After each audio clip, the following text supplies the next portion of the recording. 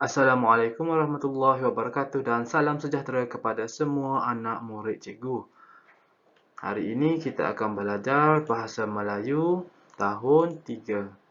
Tajuknya Jeriji Tingkap yang Selamat.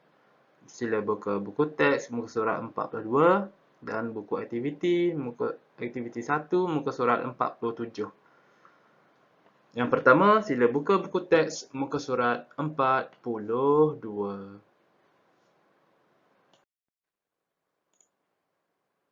Okey murid-murid, setelah membuka buku teks muka surat 42, kita akan nampak unit 7 keselamatan di rumah. Jeriji tingkap yang selamat. Jeriji tingkap penting demi keselamatan keluarga dan harta benda. Jeriji yang dipasang harus mempunyai ciri-ciri keselamatan. Jeriji perlu mudah dibuka dari dalam oleh semua penghuni. Penceroboh pula tidak dapat membuka jeriji dari luar.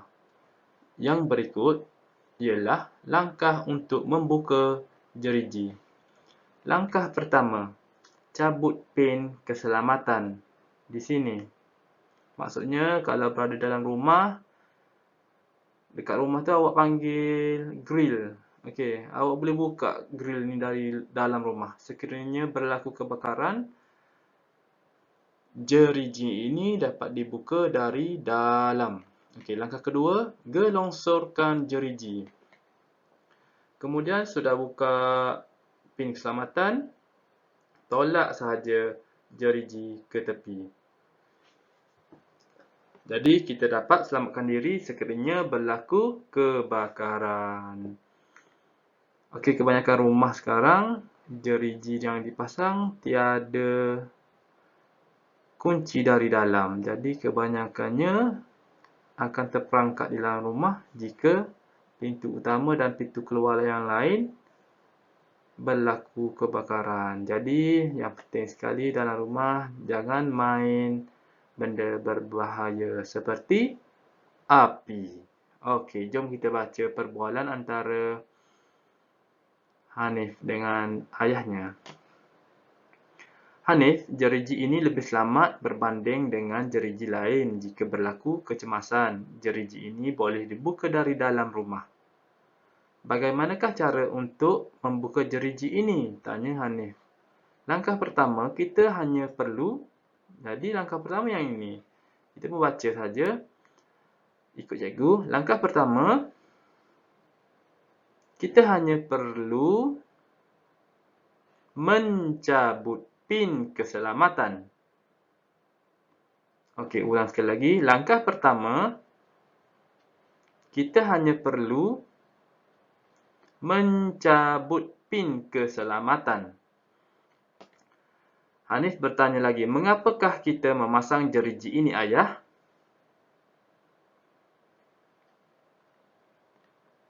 Okey, jawapannya.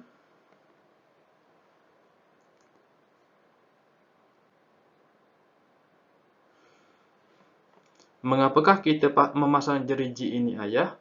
Jadi ayah dijawab, jeriji ini dipasang kerana terdapat apa?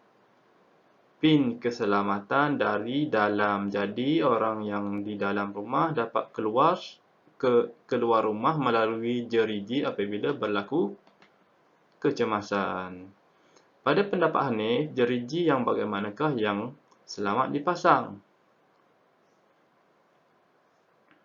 Saya setuju dengan ayah. Jeriji ini lebih selamat daripada jeriji yang biasa. Semuanya kerana ada pin keselamatan dari dalam rumah. Mengapakah pencuri tidak boleh memasuki rumah? Kerana pin keselamatan berada di dalam rumah. Kalau pin keselamatan berada di luar rumah, pencuri yang boleh masuk, kita yang tak boleh keluar. Okey, macam tu. Okey, next. Kita pergi kepada Okey, seterusnya kita pergi kepada latihan muka surat 47. Tema 3, keselamatan. Keselamatan di rumah. Tulis respon. Macam tadi, kita cakap, kita bagi tahu respon. Maksudnya, anak dia tanya, ayah dia bagi respon melalui perbualan. Okey. Amaran kebakaran. Pengesan asap. Ini adalah lampu petunjuk dan siren. Sekiranya ada asap, siren ini akan berbunyi. Okey, jom kita baca maklumat yang diberi. Pengesan asap ini ialah untuk mengesan asap, alat penggera keselamatan kebakaran dipasang di tempat yang berisiko kebakaran. Contohnya di mana? Kalau dekat rumah, di dapur. Memberi masa kepada penghuni menangani kebakaran lebih awal. Mengelakkan kebakaran merebak. Api semasa kecil menjadi kawan, apabila besar menjadi lawan. Pasangkan alat pengesan asap di rumah anda. Okey, ini adalah satu contoh iklan tentang pengesan asap. Okey, Alia. Ayah, saya telah memasang alat pengesan asap rumah. Amna. Bagaimanakah alat pengesan asap boleh membantu penghuni rumah? Okey, jadi semua jawapan sudah ada di dalam teks yang diberi. Cikgu harap murid-murid dapat mencari jawapan yang betul dan setelah siap hantar kepada WhatsApp cikgu. Sehingga bertemu lagi. Assalamualaikum warahmatullahi wabarakatuh dan salam sejahtera. Bye-bye.